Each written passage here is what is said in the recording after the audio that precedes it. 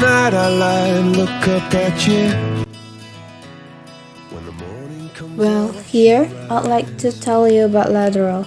So lateral is the opposite of central. When something moves to the side, it is called lateral. Lateral it is consonant in which the airstream proceeds along one or both of the side of the tongue, but it is blocked by the tongue from going through the middle of the mouth. There's only one lateral in English, which is L, and L occurs initially such as play, plan, etc., and then vinally such as drawl, veil, and then intervocalically, between vowels such as filling.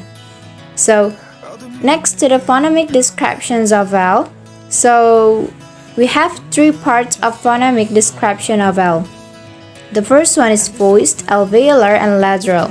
So L is voiced because when it is purchased, the vocal cords are vibrating, and alveolar because the tip of the tongue is placed on the middle of the alveolar ridge, and then lateral because it is produced when the airstream leaves along the side of the tongue and then out of the mouth.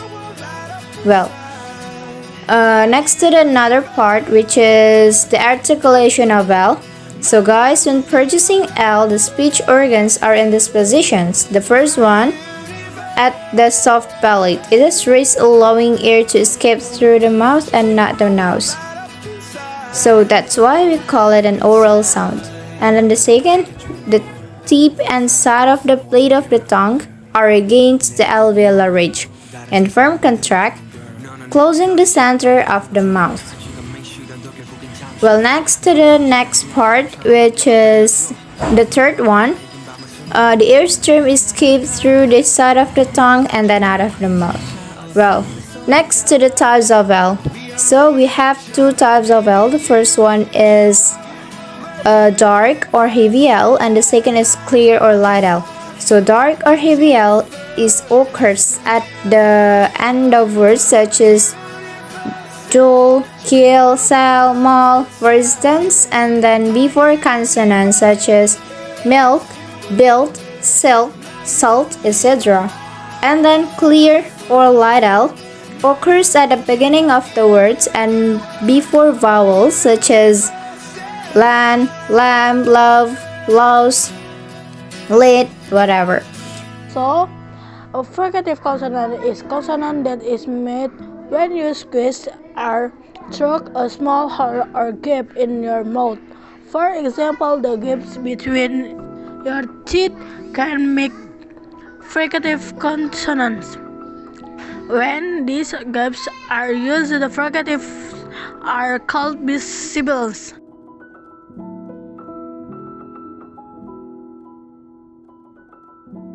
Sibilants, fricatives. Sibilants are fricative consonants of higher amplitude and pitch, made by directing a stream of air with the tongue toward the teeth. One example of sibilants are the consonants that at the beginning of the English words ship, zip, sheep, and gendra. Non-sibilant fricative. A non-sibilant fricative is a fricative, for example, two dental fricatives, the unvoiced dental fricative and the voiced dental fricative. Lateral fricative is a type of consonantal sounds used in some spoken language, the symbol in the International Phonetic Alphabet that represent voiceless dental, alveolar, and postavveolar. Lateral fricative is Aisha, and the equivalent symbol is K. Pseudo-fricative H. Voiceless glottal transition as in English head. H. Breathy voice glottal transition in my language such as English. The glottal fricative like the H in English head. So, approximant are formed again by the articulators. They come close, not as close as in fricative. So, we cannot really hear the air friction. Instead, the air is released through the mouth and flows a little more freely. So we could say they are similar in their production of consonant and non-consonant vowel sound. And we have four in English: O, R, W, and Y. Example for O is like. Example for Y is yet. Example for R is sorry. Example for W is use. Before we go deeper, I want to explain what the purpose of our lesson 3 is. Here, I have agreed in the grid have some words but written by phonemically. So guys, here we must search a grid for hidden words. They may appear horizontally, diagonally, vertically, and also to reverse. For example, I check 3 words in the grid. First is corn, second cauliflower, and the last example is cabbage.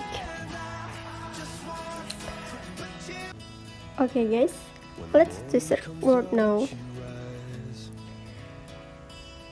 The example of first is sweet corn.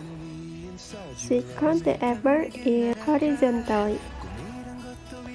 And the second of the example is cauliflower. And the last of example is cabbage.